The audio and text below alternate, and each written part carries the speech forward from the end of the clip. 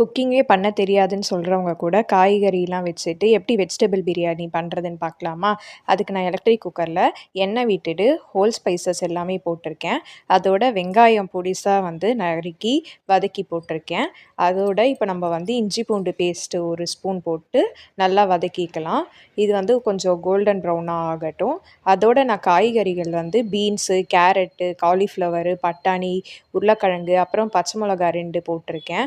உங்களுக்கு என்னென்ன காய் வேணுமோ அதெல்லாம் நீங்கள் எக்ஸ்ட்ராவும் ஆட் பண்ணிக்கலாம். இது போட்டுட்டு நல்லா வதக்கி எடுத்துக்கலாம். இப்போ நான் இதோட தக்காளியும் கட் பண்ண தக்காளியும் இதில் ஆட் பண்ணியிருக்கேன்.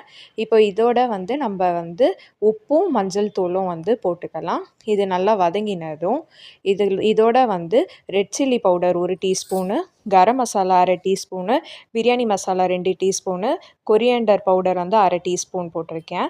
இதோட புதினாவும் கொத்தமல்லியும் சேர்த்து நல்லா வதக்கி எடுத்துக்கலாம்.